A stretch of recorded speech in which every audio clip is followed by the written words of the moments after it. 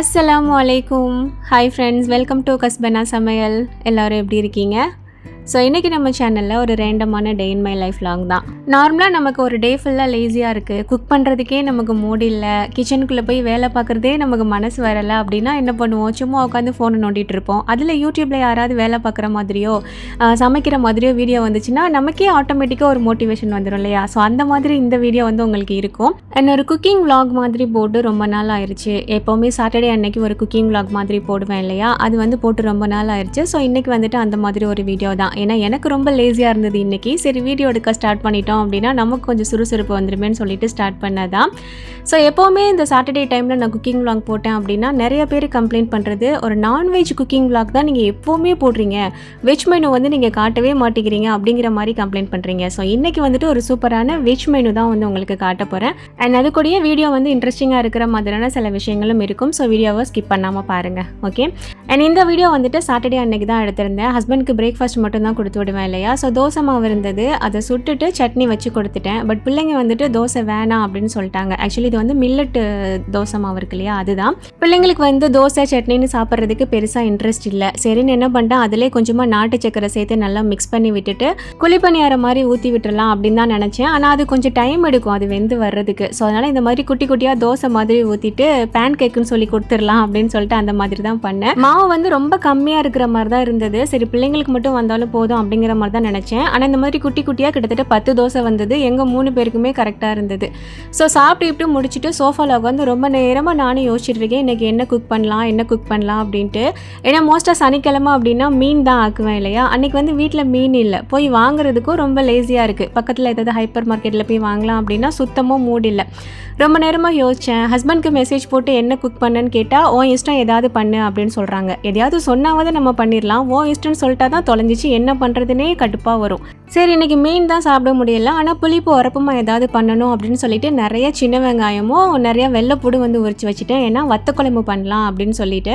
So முதல்ல rice வைக்கிறதுக்காக rice எடுத்து முதல்ல வேகிறதுக்காக வச்சுட்டேன். அண்ட் அதுக்கப்புறமா வத்த குழம்பு பண்ணுறதுக்கு ஸ்டார்ட் பண்ணேன். ஸோ இது வந்து என்னோடய ஸ்டைல் வத்த குழம்பு. டேஸ்ட் ரொம்ப நல்லாயிருக்கும். அண்ட் நீங்கள் வந்து ஸ்டோர் பண்ணி வச்சு சாப்பிட்ற மாதிரியும் இருக்கும். ஸோ இந்த ரெசிபி உங்களுக்கு ஷேர் பண்ணணுன்றதுக்காகவே தான் இன்றைக்கி நான் வீடியோ எடுக்கிறதுக்கே ஸ்டார்ட் பண்ணேன். ஸோ எப்படி செய்யுதுன்னு நான் சொல்கிறேன். மண் சட்டியில் வந்து பார்த்திங்கன்னா ஒரே 1 டேபிள் ஸ்பூன் அளவுக்கு நல்லெண்ணெய் சேர்த்துருக்கேன். இதில் வந்து 1 டீஸ்பூன் கடலைப்பருப்பு, 1 டீஸ்பூன் உளுந்தம்பருப்பு, 1/2 டீஸ்பூன் அளவுக்கு மிளகு, ஒரு 1/2 டீஸ்பூன் அளவுக்கு ஜீரகம், ஒரு 1/4 டீஸ்பூன் போல் பெருஞ்சீரகம், சோம்பு இருக்கு இல்லையா, அதை சேர்த்துருக்கேன். அண்ட் கூடவே 1 டீஸ்பூன் அளவுக்கு மல்லி, அண்ட் அதுக்கப்புறமா ஒரு கொத்து கருவேப்பிலை, ஒரு 2-3 அளவுக்கு வெள்ளைப்பூடும் சின்ன வெங்காயமும் சேர்த்துருக்கேன். ஆல்ரெடி உரிச்சு வச்சுருக்கோம் இல்லையா, அதிலேருந்து எடுத்து சேர்த்துக்கிட்டேன்.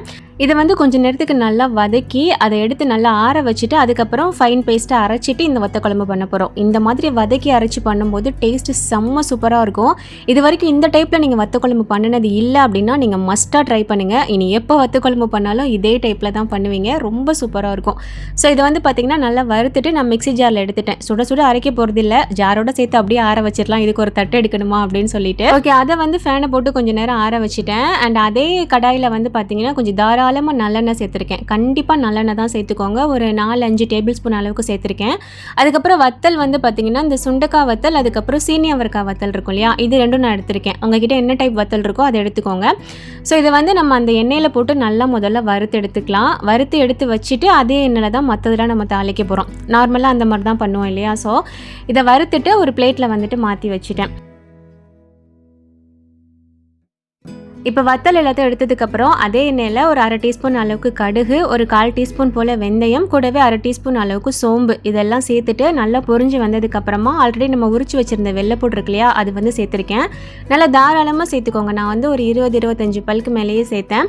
ஸோ அதை சேர்த்துட்டு கொஞ்சமாக கருவேப்பிலையும் சேர்த்துட்டு நல்லா வதக்கி விட்டுக்கோங்க. வெள்ளைப்பூடு வந்து ஒரு 10-20% வேகிறது வரைக்கும் வச்சுட்டு அதுக்கப்புறமா நம்ம வெங்காயம் சேர்த்துக்கலாம். அந்த கேப்பில் இதுக்கு தேவையான புளி வந்துட்டு நான் ஊற போட்டுக்க போகிறேன்.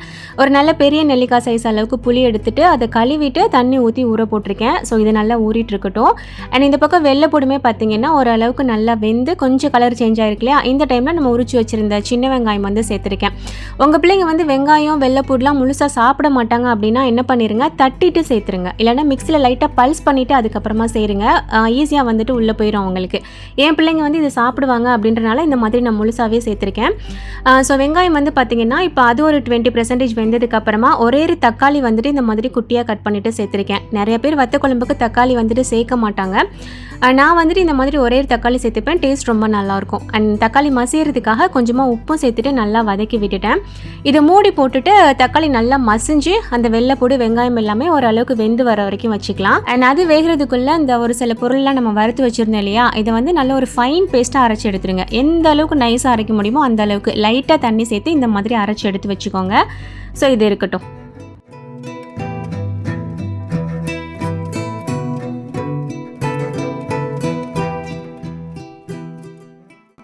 இப்போ நம்ம சேர்த்துருந்த தக்காளிலாம் கொஞ்சம் மசிஞ்சு அண்ட் வெங்காயம் வெள்ளைப்பூடி எல்லாமே ஓரளவுக்கு நல்லாவே வெந்து வந்துருச்சு. இந்த டைமில் நம்ம அரைச்சி வச்சுருந்த அந்த பேஸ்ட் இருக்கு இல்லையா, அதை வந்துட்டு நான் சேர்த்துருக்கேன்.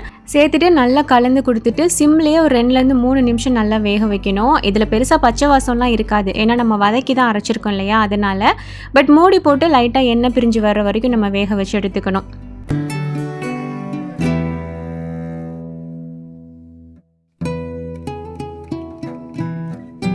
இப்போ எண்ணெய் பிரிஞ்சு அந்த மசாலாவுமே லைட்டாக வெந்து வந்துருச்சு. இந்த டைமில் காரத்துக்கு தேவையான பொருள்லாம் நம்ம சேர்த்துக்கலாம். சில்லி பவுடர் ஒரு 2 டீஸ்பூன் அளவுக்கு சேர்க்குறேன். இது வந்து காஷ்மீரி சில்லி பவுடர் அப்படின்றனால நான் 2 டீஸ்பூன் சேர்க்குறேன். நீங்கள் நார்மல் சில்லி பவுடர் அப்படின்னா 1 டீஸ்பூன் சேருங்க போதும். அண்ட் அதுக்கப்புறம் 1 டீஸ்பூன் அளவுக்கு தனியாத்தூள், 1 டீஸ்பூன் அளவுக்கு வீட்டில் அரைச்சி குழம்பு மிளகாய் தூள் இருக்கும் இல்லையா, அது நான் சேர்த்துருக்கேன். ஒருவேளை உங்ககிட்ட வீட்டில் அரைக்கிற குழம்பு மிளகாய் தூள் இல்லை, நாங்கள் எல்லாத்துக்குமே சில்லி பவுடர் தனியா பவுடர்னு தனித்தனியாக தான் சேர்ப்போம் அப்படின்னு நினச்சிங்கன்னா, இப்போ நான் சொன்ன அளவுலேயே சில்லி பவுடர் தனியா பவுடரோட அளவை கொஞ்சம் கொஞ்சம் கூட்டிக்கோங்க, கரெக்டாக இருக்கும்.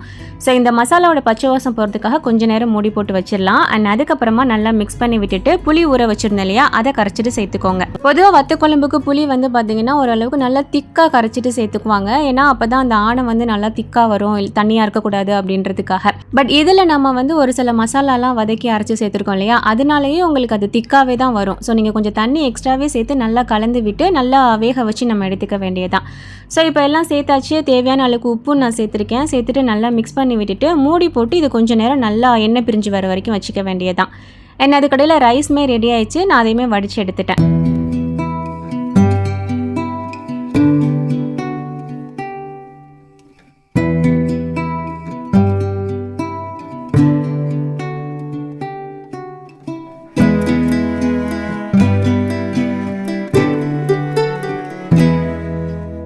அண்ட் வத்த குழம்புக்கு சைடிஸ் என்ன பண்ணலாம் அப்படின்னு சொல்லிட்டு யோசிக்கும் போது வீட்டில் வந்து கேரட் இருந்தது. சரி இதை வச்சு ஏதாவது பண்ணிடலாம் அப்படின்னு சொல்லிட்டு பிளான் பண்ணேன். அண்ட் அதுக்காக பார்த்தீங்கன்னா கொஞ்சமாக சிறுபருப்பு இருக்குல்ல, பாசிப்பருப்பு, அதையுமே ஊற போட்டு வச்சுருந்தேன். காயல்பட்டினம் சைடு பொதுவாக கேரட் கனியை போட்டதுன்னு சொல்லி ஒன்று ஆக்குவோம். பட் அது நான் பண்ணலை. கேரட்லேன்னு இல்லை, எல்லா காய்கறிலையுமே கனியை போட்டது வந்து பண்ணலாம். பட் இன்றைக்கி நான் அது வந்து பண்ணலை. ஏன்னா அந்த கனியை போட்டு ஆக்குறதுல என்ன பெரிய பிரச்சனை அப்படின்னா, அதுக்கு நிறைய எண்ணெய் ஊற்றணும், மஸ்ட்டாக தேங்காய் பேஸ்ட் வந்துட்டு சேர்க்கணும். அது மட்டும் இல்லாமல் வெங்காயம் உட்காந்துட்டு நிறைய நறுக்கணும். எனக்கு அவ்வளோலாம் மூடில்ல. அண்ட் தேங்காய், ஆயில், வெங்காயம் இது எல்லாத்தையுமே கம்மி பண்ணணும் அப்படின்றதுக்காகவே நான் சிம்பிளாக வந்துட்டு ஒன்று பண்ணுவேன். எல்லா காய்கறிலையுமே இது வந்து நீங்கள் பண்ணலாம். இதுக்கு முன்னாடி நான் கீரையில் கூட பண்ணி காட்டியிருந்தேன் இல்லையா, சேம் அந்த மாதிரி தான். ஒன்றுமே இல்லை, சிறுபருப்பு வந்து ஊற போட்டு எடுத்து வச்சுருக்கேன். அதிலே நம்ம கேரட்டை வந்து இந்த மாதிரி கட் பண்ணிவிட்டு சேர்த்துக்கலாம். கேரட் ரொம்ப ஃபைனாக சாப் பண்ணணும் அப்படின்லாம் இல்லை, ஓரளவுக்கு பெருசாக இருந்தாலும் பிரச்சனை இல்லை. அண்ட் ஒரே ஒரு வெங்காயம் சேர்த்துக்கிறேன், பல்லாரி வெங்காயம் இருக்கு இல்லையா, அதில் ஒன்றே வந்து இந்த மாதிரி கட் பண்ணிவிட்டு சேர்த்துக்கிட்டேன். அண்ட் கூடவே ஒரே ஒரு தக்காளியுமே வந்துட்டு சின்ன சின்னதாக கட் பண்ணிவிட்டு சேர்த்துட்டேன். குக்கர்லேயே மொத்தமாக எல்லாத்தையும் நான் போட்டுட்டேன். அண்ட் அதுக்கப்புறமா காரத்துக்காக பச்சை மிளகாய் வந்து நான் சேர்த்துருக்கேன். பொதுவாக கனியை போட்டு ஆக்குறதுல வந்து மசாலா சேர்ப்போம். பட் இதுக்கு வந்து நான் ஒரே ஒரு பச்சை மிளகாய் சேர்த்தேன். அண்ட் தாளிக்கும் போது ஒரே ஒரு காஞ்ச மிளகாய் சேர்த்துக்கலாம் அப்படின்னு சொல்லிட்டு பச்சை மிளகாய் கூடவே 1/2 டீஸ்பூன் அளவுக்கு மஞ்சள் தூள், 1/2 டீஸ்பூன் அளவுக்கு ஜீரகம், கொஞ்சமாக தண்ணி சேர்த்துட்டு நல்லா கலந்து விட்டுட்டேன்.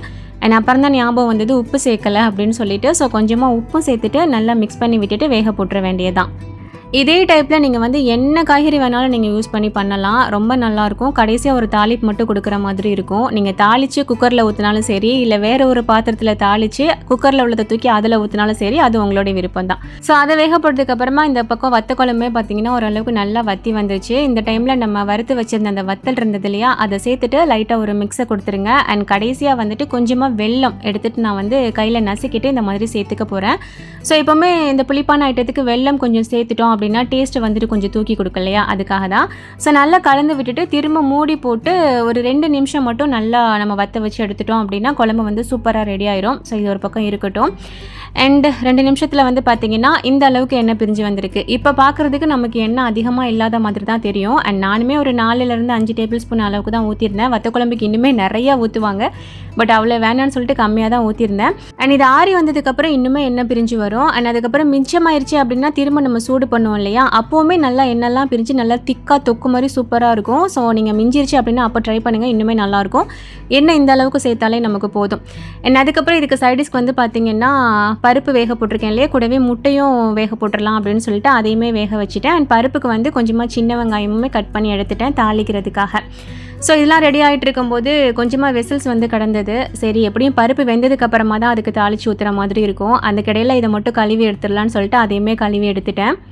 பொதுவாக ஸ்கூல் இருக்கும்போது காலையிலேயே எந்திரிச்சு சமைக்கிறதுக்கு நமக்கு கொஞ்சம் கடுப்பாக தான் இருக்கிற மாதிரி இருக்கும். ஆனால் அதை விட பெரிய கடுப்பு என்னென்னா லீவு டைமில் நமக்கு மத்தியானம் சமைக்கிறது. ஏன்னா காலையிலே நம்ம சமைச்சிட்டோம் அப்படின்னா மற்ற டைமில் நமக்கு நல்லா ஃப்ரீயாக ரெஸ்ட்டாக இருக்கிற மாதிரி இருக்கும், வேறு ஏதாவது வேலையை ஃப்ரீயாக பார்க்கலாம். பட் மதியானம் சமைக்கணும் அப்படிங்கும் போது இன்னும் சமைக்கலையே சமையல் ஒர்க்கு பெண்டிங்கில் இருக்கே அப்படிங்கிறதே நமக்கு பெரிய ஸ்ட்ரெஸ்ஸாக இருக்கும். ஸோ இது நிறைய டைம் நான் ஃபீல் பண்ணியிருக்கேன் சாட்டர்டே சண்டேல. உங்களுக்கு எப்படிங்கிறத நீங்கள் சொல்லுங்கள். என்னை பொறுத்த வரைக்கும் குக்கிங் ஒர்க்கு மட்டும் காலையில் முடிஞ்சிருச்சு அப்படின்னா ஏதோ பெரிய வேலை முடிஞ்ச மாதிரி நான் ஃபீல் பண்ணுவேன். அண்ட் நைட்டுக்கு என்ன பண்ணுறதுங்கிறது சிம்பிளாக நம்ம ஏதாவது யோசிக்கலாம். ஏன்னா எப்படியும் குழம்புலாம் மிச்சமாக இருந்ததுன்னா தோசையோ இட்லியோ பண்ணிக்கலாம், இல்லைன்னா சிம்பிளாக என்ன பண்ணலாங்கிறத ஈஸியாக வந்து நம்ம பிளான் பண்ணிக்கலாம் இல்லையா. ஸோ எனக்கு இதுதான் ஈஸி. ஓகே, ஸோ பேசிக்கிட்டே கொஞ்சம் போல் இருந்த பாத்திரத்தையும் கழுவி எடுத்தாச்சு. அண்ட் இந்த பக்கம் பருப்பு வேக வச்சுருந்தேன் இல்லையா, அதுவுமே நல்லா வெந்து வந்துருச்சு. ஸோ இதை வந்து லைட்டாக கரண்டி வச்சு மசிச்சு விட்டோம் அப்படின்னா நல்லா ஒன்று போல் மிக்ஸ் ஆகி வந்துடும். இந்த மாதிரி நான் ஏதாவது பண்ணும்போது தாளிப்பு வந்து மண் சட்டியில் பண்ணுவேன். அப்படி பண்ணும்போது டேஸ்ட் ரொம்பவே நல்லா வரும். இந்த தடவை வந்து புது மண் சட்டி நம்ம வாங்கியிருந்தோம்னு சொல்லிட்டு லாஸ்ட் விலாகில் காட்டியிருந்தேன் இல்லையா, அதில் தான் தாளித்தேன். அண்ட் லாஸ்ட் விலாக்லேயே நிறைய பேர் மண் சட்டி நல்லா இருக்குது, என்ன பிராண்டுன்னு சொல்லி காட்டுங்கன்னு கேட்டிங்க. இது வந்து செஃப்லைன் பிராண்டு, ரொம்ப சூப்பராக இருந்தது. நான் பழக்கிட்டேன். நிறைய பேர் வந்து எப்படி பழக்கிறதுங்கிற வீடியோ வந்து கேட்டிங்க. ஆல்ரெடி இதுக்குன்னு ஒரு தனி வீடியோவை நான் போட்டிருக்கேன். திரும்ப போட்டேன் அப்படின்னா அது உங்களுக்கு ரொம்ப கடுப்பாகிற மாதிரி இருக்கும், அதனால நான் போடலை. அந்த வீடியோட லிங்க் வந்து டிஸ்கிரிப்ஷனில் கொடுக்குறேன், வேணும் அப்படின்னா செக் பண்ணிக்கோங்க. ஓகேவா. இப்போ தாளிக்கிறதுக்கு தேங்காய் எண்ணெய் சேர்த்துருக்கேன். இந்த மாதிரி ஐட்டமுக்கு நம்ம தேங்காய் எண்ணெய் சேர்த்து மண் சட்டியில் தாளித்து பண்ணும்போது டேஸ்ட் இன்னுமே செம்மையாக இருக்கிற மாதிரி இருக்கும். இதுக்கு வந்து பார்த்திங்கன்னா தேங்காய் எண்ணெய் சேர்த்துட்டு கடுகு, ஜீரகம், காஞ்ச மிளகாய் சேர்த்து நல்லா தாளிச்சிட்டு சின்ன வெங்காயம், அதுக்கப்புறம் கருவேப்பிலை சேர்த்துருக்கேன். அண்ட் கொஞ்சமாக பெருங்காயத்தூள், நான் கொஞ்சம் நிறையாவே சேர்த்துக்குவேன் பெருங்காயத்தூள், அதையும் சேர்த்துட்டு நல்லா இந்த மாதிரி வறுத்து விட்டுட்டு ஒரு 1/2 டீஸ்பூன் அளவுக்கு மட்டும் சில்லி பவுடர் சேர்த்துருக்கேன், ஜஸ்ட் ஒரு கலருக்காக. இது மஸ்ட்டாக சேர்க்கணும் அப்படிங்கிறது கிடையாது, விருப்பம் இருந்ததுன்னா சேர்த்துக்கோங்க, இல்லைன்னா ஸ்கிப் பண்ணிக்கோங்க. ஸோ இதில் வந்து நம்ம ஆல்ரெடி வேக வச்சுருந்தோம் இல்லையா அந்த பருப்பு, கேரட்டு, அதை வந்து இதில் தூக்கி ஊற்றிட்டு நல்லா ஒரு தடவை கலந்து விட்டுற வேண்டியதான். உங்களுக்கு இந்த அளவுக்கு திக்காக இருக்கட்டும் அப்படின்னா இப்படியே நீங்கள் வந்து வச்சுக்கோங்க. இல்லை வந்து இதை தான் நாங்கள் மெயின் டிஷ்ஷாக வச்சுக்க போகிறோம், இது கூட ஒரு அப்பளம் இல்லைனா ஊறுகாய் வச்சு சாப்பிட போகிறோம் அப்படிங்கிற மாதிரி இருந்தீங்கன்னா இல்லை கொஞ்சம் தண்ணி ஊற்றி லைட்டாக கொதிக்க வச்சு எடுத்துட்டிங்க அப்படின்னா அதுவுமே சூப்பராக இருக்கும். ஸோ ட்ரை பண்ணி பாருங்கள். மற்ற எந்த காய்கறிலையுமே ட்ரை பண்ணலாம். ஸோ அதை ஒரு பக்கம் ரெடி பண்ணி எடுத்து வச்சாச்சு. அண்ட் இந்த பக்கம் வத்த குழம்புமே பார்த்திங்கன்னா இன்னுமே கொஞ்சம் எண்ணெய்லாம் பிரிஞ்சு சூப்பராக ரெடியாகி வந்திருந்தது.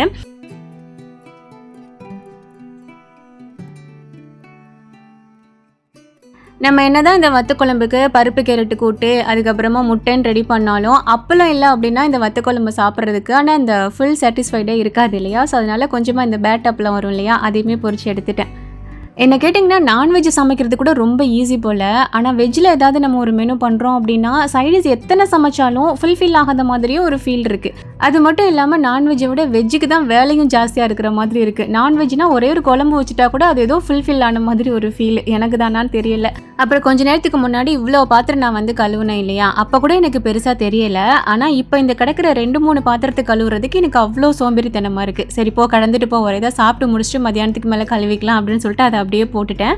அண்ட் அதுக்கப்புறம் இன்றைக்கி என்னெல்லாம் சமைச்சேன் அப்படிங்கிறத பிளேட்டிங் பண்ணி காட்டிடலாமா. ஸோ ஃபஸ்ட்டாக நம்ம பிளேட்டில் சுட சுட மண்பானையில் ஆக்கின சோறு, அதுக்கப்புறம் பருப்பு கேரட் போட்ட ஒரு கூட்டு, அதுக்கப்புறம் அவிச்ச முட்டை அண்ட் கொஞ்சமாக அப்பளம், கூடவே நம்மளோட சூப்பரான வத்த குழம்பு.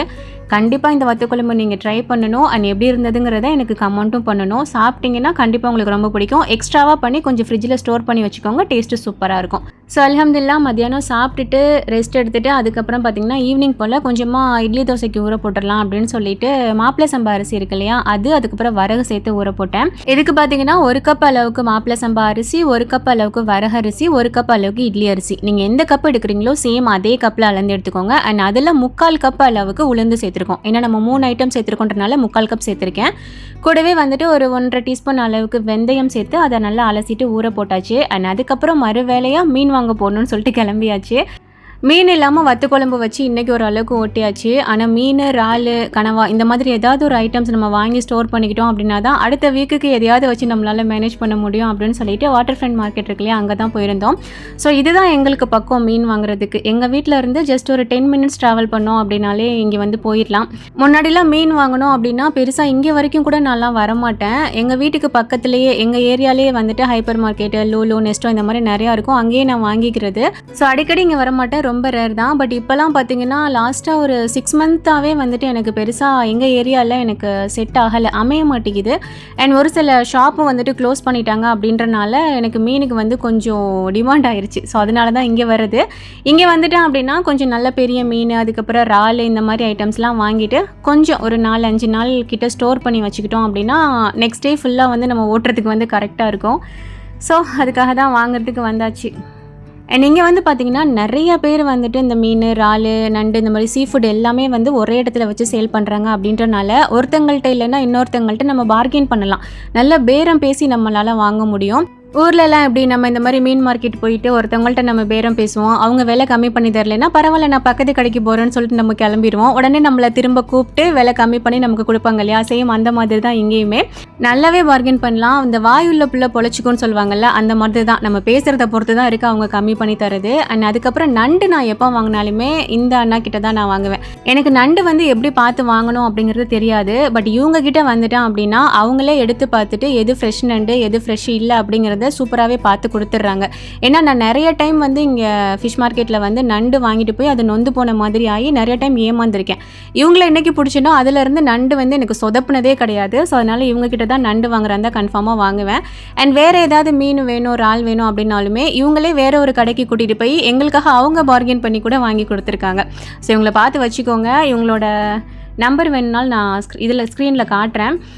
ஆக்சுவலி இவங்க முதல்ல வேறு இடத்துல இருந்தாங்க, அது கொஞ்சம் ஈஸியாக ஞாபகம் வச்சுக்கிற மாதிரி இருந்தது. பட் இப்போ வந்து மாறிட்டாங்க. இந்த F385 இருக்கு இல்லையா, இந்த இடத்துல தான் இவங்க இருப்பாங்க. ஸோ துபாயில் இருக்கிறவங்க இந்த வாட்டர் ஃப்ரெண்டுக்கு யாராவது வரீங்க அப்படின்னா நண்டு வாங்கணும், ஃப்ரெஷ்ஷாக இருக்கணும் அப்படின்னா இவங்களை காண்டாக்ட் பண்ணுங்கள். அண்டு மீன், இறால் எல்லாமே இவங்ககிட்ட இருக்கும், உங்களுக்கு பிடிச்ச மாதிரி பார்த்து வாங்கிக்கோங்க. ஸோ அங்கே வந்து பார்த்திங்கன்னா அன்றைக்கி நாங்கள் நண்டு வாங்கலை, நண்டு தேவைப்படலை. ஸோ மீன் வாங்கிட்டு அதுக்கப்புறமா இன்னொரு பக்கத்து கடையில் வந்துட்டு இறால் வந்துட்டு வாங்கியிருந்தோம். அண்ட் நிறைய பேர் இங்கே சீ ஃபுட்லாம் வந்து எப்படி சிஸ்டர் ரேட் ரொம்ப ஜாஸ்தியாக இருக்குமா அப்படிங்கிற மாதிரிலாம் கேட்குறீங்க. என்ன கேட்டிங்கன்னா இந்தியாவை கம்பேர் பண்ணும்போது ஆல்மோஸ்ட் சேம் ரேட்டாக தான் இருக்குது இதெல்லாம். அதாவது மீன், நண்டு, இறால், கனவா இந்த மாதிரி எதாக இருந்தாலும் சம்டைம்ஸ் இந்தியா ரேட்டை விட கொஞ்சம் கம்மியாலாம் கூட நாங்கள் வாங்கியிருக்கோம் பார்கெயின் பண்ணி. ஆனால் இங்கே எது விலை ஜாஸ்தி அப்படின்னு பார்த்தீங்கன்னா வெஜிடபிள்ஸ் வந்து இந்தியா ரேட்டை விட பல மடங்கு ஜாஸ்தியாக இருக்கிற மாதிரி எனக்குலாம் ஃபீல் ஆகும். ஏன்னா அந்தளவுக்கு இங்கே வந்து வெஜிடபிள்ஸ்க்கு தான் ரேட் வந்து கூட வச்சுருக்காங்க. அண்டு சிக்கன், மட்டனுமே பார்த்தீங்கன்னா சிக்கன் இந்தியாவை விட கொஞ்சம் ரேட்டு கூட இருக்க தான் செய்யுது. ஆனால் மட்டன் வந்து ஆல்மோஸ்ட் சேம் ரேட்டாக இருக்கும். சேம் ரேட்னா ஒரு 20-30 ரூபா கொஞ்சம் கூட இருக்கிற மாதிரி இருக்கும் இந்தியா ரேட்டை கம்பேர் பண்ணும்போது. மற்றபடி ஓகே தான். ஆனால் இந்த காடை இந்த மாதிரி ஐட்டம்லாம் இருக்குது இல்லையா, காடை முட்டை, கோழி முட்டை இதெல்லாம் வந்துட்டு இந்தியா ரேட்டை விட இங்கே கொஞ்சம் ஜாஸ்தியாக தான் இருக்கும். ஆனால் எல்லாத்தையோட வெஜிடபிள்ஸோட ரேட்டு தான் ரொம்ப ஜாஸ்தி. ஓகே, மீன் வந்து பார்த்திங்கன்னா வாங்கிட்டு கொஞ்சம் பெரிய மீனாக இருந்தது. ஸோ கட் பண்ண கொடுத்துருந்தோம். அதை கொடுத்துட்டு அப்படியே ஆப்போசிட்லேயே தான் வந்து பார்த்திங்கன்னா மீட் ஷாப்லாம் இருக்கும். எல்லா மீட்டுமே ஒரே இடத்துல வச்சுருப்பாங்க. ஸோ அங்கே போய் பார்க்கலாம் அப்படின்ட்டு போயிருந்தோம். பொதுவாக இப்போ இந்தியாவிலலாம் வந்து பல்குத்தி கிடைக்கவே செய்யாது பார்த்திங்களா, சொல்லி வச்சு வாங்கணும். பட் இங்கே வந்துட்டு ரொம்ப ஈஸியாகவே கிடைக்கும். இந்தியாவில் நம்ம ஒன்று வாங்கணும் அப்படின்னாலே முன்னாடியே சொல்லி வச்சு அந்த மாதிரிலாம் வாங்குற மாதிரி இருக்கும் இல்லையா. பட் இங்கே வந்து அப்படி இல்லை, எவ்வளோ வேணாலும் வாங்கிக்கலாம். நம்ம எல்லா ஷாப்லேயுமே வந்துட்டு வச்சுருப்பாங்க, ஃப்ரெஷ்ஷாகவும் இருக்கும், ரேட்டுமே ரொம்ப ரீசனபிளாக தான் இருக்கும். ஆனால் எனக்கு தான் பல்குத்தி பெருசாக பிடிக்காது. சின்ன வயசுலேருந்து நான் சாப்பிட்டதே இல்லை. சொல்லப்போனால் நான் ஃபஸ்ட்டு பல்குத்தினா அந்த செவரட்டி இருக்குல்ல, அதை தான் சொல்கிறேன். சாப்பிட்டதே சஃபினா சிஸ்டர் வீட்டில் தான். ஸோ அவங்க வச்சுட்டாங்களே அப்படின்றதுக்காக சாப்பிட்டேன். டேஸ்ட் நல்லா இருந்தது. பட் ரெகுலராக சாப்பிடணும்னு கேட்டால் எனக்கு என்னமோ அந்த டேஸ்ட் வந்துட்டு பெருசாக விருப்பம் இல்லாத மாதிரி இருக்குது. நான் சாப்பிடாதனாலே என் பிள்ளைங்களுக்கும் கொடுக்காமல் இருந்துட்டேன். இப்போ நான் ஃபீல் பண்ணுறேன் நம்ம பண்ண தப்புனாலே இப்போ பிள்ளைங்களும் சாப்பிடாம போயிட்டாங்களே அப்படின்ட்டு. சரி, ஓகே. இந்த மீட் மார்க்கெட்டுக்குள்ளே பார்த்தீங்கன்னா, நீங்கள் ஃபிஷ் மார்க்கெட்டுக்குள்ளே பார்த்த அளவுக்கு நிறைய கூட்டம் இருக்காது. ஸோ உங்களுக்கு பார்க்குறதுக்கே தெரியும். நானுமே ஃபிஷ் மார்க்கெட்டுக்கு வந்துட்டு அப்படியே கிளம்பி ஓடிடுவேன். மற்றபடி இந்த மீட் மார்க்கெட்டுக்கும், அதுக்கப்புறம் வெஜிடபிள் மார்க்கெட் ஒன்று இருக்கும், அப்புறம் ஸ்பைசஸ் ஐட்டம் இருக்கும், அங்கெல்லாம் போகவே மாட்டேன். ஏன்னா எங்கள் ஏரியா கம்பேர் பண்ணும்போது அதெல்லாம் இங்கே விலை ரொம்ப கூட இருக்கிற மாதிரி எனக்கு ஃபீல் ஆகும். அண்ட் மட்டன்லாம் எங்கள் ஏரியாவில் வாங்கினா தான் எனக்கு செட் ஆகும். மேக்ஸிமம் ஒரு 2 விசில் வச்சானே பஞ்சு மாதிரி வெந்துடும். ஸோ அதனால் நான் வந்து இந்த மாதிரி இடத்துலலாம் ட்ரை பண்ணதில்லை. ஸோ இங்கே வந்து கால் வாங்கலாம் அப்படின்றதுக்காக தான் நான் வந்திருந்தேன். ஸோ காலுமே நிறைய வச்சுருந்தாங்க. அண்ட் இதெல்லாம் பார்த்திங்கன்னா மாட்டு நாக்கு இருக்கு இல்லையா, அது. அண்ட் இது வந்து மூளை. இது சின்னதாக இருக்கிறது வந்து மட்டன் மூளை, பெருசாக இருக்கிறது வந்து பீஃப் இருக்கு இல்லையா, அதோட மூளை. அதுக்கப்புறம் கால்லாம் கூட நிறையா வச்சுருந்தாங்க. ஸோ இங்கே உள்ளே வந்து பார்த்துட்டு வாங்குறதெல்லாம் வாங்கிட்டு அதுக்கப்புறமா மீன் வந்து கட் பண்ணுறதுக்காக கொடுத்துருந்தோம் இல்லையா, ஸோ அதுவுமே வந்துட்டு வாங்கிறதுக்காக போயாச்சு. நமக்கு ஒரு டோக்கன் கொடுத்துருப்பாங்க இல்லையா, அந்த நம்பர் ஸ்க்ரீனில் வந்துடும். ஸ்க்ரீனில் வந்துருச்சு அப்படின்னா நம்மளோட ஐட்டம் ரெடி ஆயிடுச்சு அப்படின்ட்டு அர்த்தம். ஸோ அந்த டோக்கனை காட்டிட்டு நம்மளோட மீனை வாங்கிடலாம். இங்கே வந்து மீன் வெட்டுறதுக்கு, அதாவது க்ளீன் பண்ணுறதுக்கு கொடுக்குறோம் இல்லையா, அதுக்கு வந்து தனியாக சார்ஜ் பண்ணுற மாதிரி தான் இருக்கும். இதுவே நம்ம ஏரியாவில், அதாவது எங்கள் ஏரியாவில் ஏதாவது ஒரு ஹைப்பர் மார்க்கெட்டில் நான் மீன் வாங்குறேன் அப்படின்னா அங்கே க்ளீனிங் ஃப்ரீ.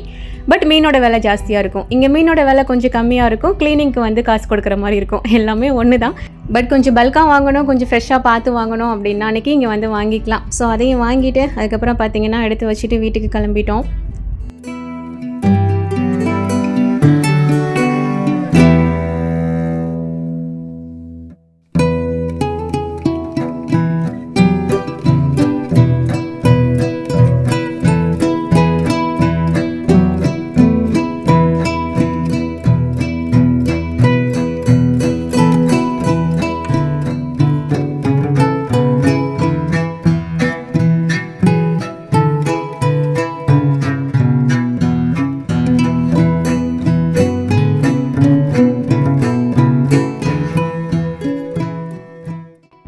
அண்ட் வீட்டுக்கு போயிட்டு வேலையாக அரிசி ஊற போட்டுட்டு போயிருந்தேன் இல்லையா, சரி அதை அரைச்சி வச்சிடலாம் அப்படின்னு சொல்லிட்டு அதை தான் அரைச்சி வச்சுட்டேன். ஸோ நல்லாவே ஊறி வந்துருந்துச்சு. இதில் நான் வந்து மாப்பிள்ளை சம்பா அதுக்கப்புறம் வரகு சேர்த்துருக்கேன் இல்லையா, இதுக்கு பதிலாக வேறு எந்த மில்லட் வேணாலும் நீங்கள் சேர்த்துக்கலாம். கருப்பு கவுனி அரிசியோ குதிரைவாளி இந்த மாதிரி ஏதாவது நீங்கள் சேர்த்து போட்டுவிட்டாலும் நல்லா தான் வரும். ஸோ நான் வந்து மிக்சியில் போட்டு தான் அரைச்சி எடுத்துக்கிட்டேன். அண்ட் இந்த மிக்சர் கிரைண்டரை பற்றியுமே நிறைய பேர் கேட்குறீங்க. நான் வந்து லிங்க் வந்து டிஸ்கிரிப்ஷனில் கொடுத்துருக்கேன். பட் இப்போதைக்கு கரண்ட்லி அன்அவைலபிள் இது காட்டுது. ஸோ செக் பண்ணி பாருங்கள், உங்களுக்கு அவைலபிள் வரும்போது நீங்கள் பார்த்துட்டு ஆர்டர் பண்ணுங்கள். உண்மையிலே ரொம்ப சூப்பராக இருக்குது. நான் மாவு வந்து ரெகுலராக இதில் தான் ஆட்டிகிட்ருக்கேன். ரொம்பவே சூப்பராக இருக்குது. ஸோ மாவையும் அரைச்சிட்டு அதுக்கப்புறமா உப்பு சேர்த்து நல்லா கலந்து வச்சுட்டேன். நெக்ஸ்ட் டேக்கு சூப்பராக புளிச்சு வந்துடும். அதுக்கப்புறம் டின்னருக்கு நெக்ஸ்ட் டே யூஸ் பண்ணிக்கலாம் அப்படின்ட்டு. அண்ட் நிறைய பேர் இந்த மாதிரி மில்லட்லாம் சேர்த்து நான் மாவு அரைக்கும் போது கேட்குறது, மில்லட்லாம் நீங்கள் துபாயில் எங்கே வாங்குறீங்க அப்படின்னு சொல்லிட்டு. நான் மில்லட் வந்து துபாயில் வாங்க மாட்டேன். ஏன்னா இதெல்லாம் கூட இங்கே விலை ரொம்ப ஜாஸ்தி தான். நம்ம ஊரை கம்பேர் பண்ணல 3 மடங்கு 4 மடங்கு விலை ஜாஸ்தியாக இருக்கும். ஸோ முடிஞ்ச வரைக்கும் ஊரில் இருந்து தான் வர வைப்பேன். ஸோ யாராவது வந்தாங்கன்னா கொஞ்சம் பல்காக எடுத்துக்கிறது.